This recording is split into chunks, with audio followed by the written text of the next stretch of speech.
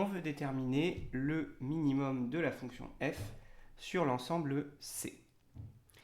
Ici, la fonction f est continue, c'est la composée d'un polynôme et de l'exponentielle. Et l'ensemble C est un ensemble fermé puisque c'est une contrainte d'égalité associée à une fonction continue. Mais rien ne laisse penser que C est un ensemble borné. En fait, ici, C n'est pas un ensemble borné. Donc le théorème des bornes atteintes ne s'applique pas et on ne peut pas dire a priori que f admet un minimum sur C. Donc on va le prouver et trouver ce minimum en paramétrant la contrainte. Paramétrer la contrainte, ça veut dire exprimer les couples xy appartenant à C à l'aide d'une seule des deux inconnues. Ici, on va tout exprimer à l'aide de x assez facilement.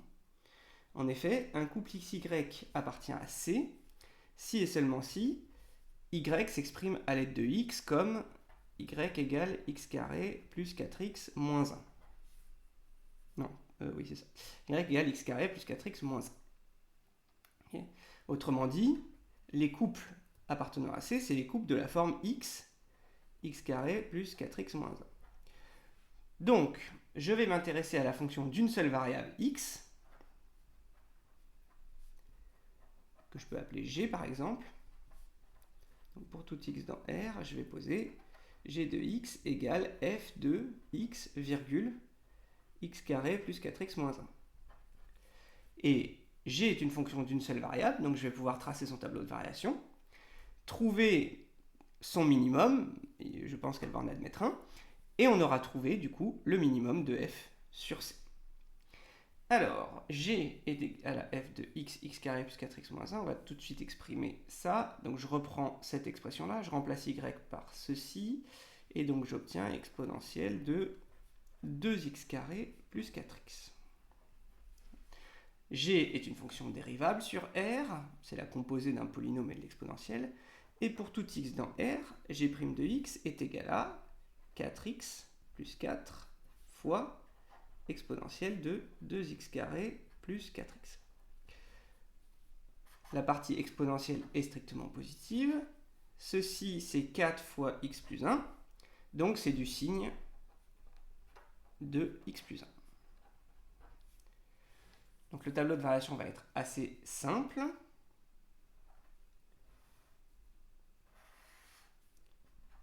Il y a un changement de signe de la dérivée en x égale à moins 1. Donc là, on a g' de x, et ici, on va avoir les variations de g. Et je ne vais pas oublier que g, c'est f de x virgule x carré plus 4x moins 1. C'est surtout ça qui m'intéresse. Alors cette quantité-là, elle commence par décroître. Là, on a le signe de x plus 1.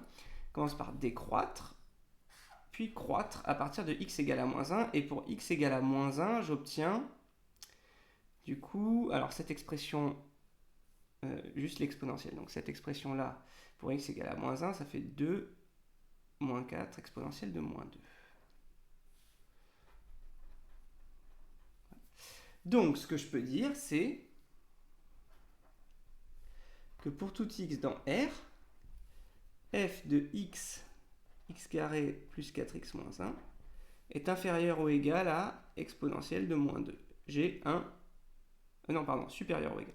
Supérieur ou égal à exponentielle de moins 2. J'ai un minorant. Et pour x égale à moins 1, j'obtiens que f de moins 1, alors x carré plus 4x moins 1, ça fait moins 4, est égal à exponentielle de moins 2. Donc le minorant est atteint. Un minorant atteint, c'est exactement la définition d'un minimum. Bilan. F admet sur C un minimum global. Alors, on va bien distinguer le point où le minimum est atteint. Donc là, c'est moins 1, moins 4. Et la valeur du minimum qui vaut exponentielle de moins 2.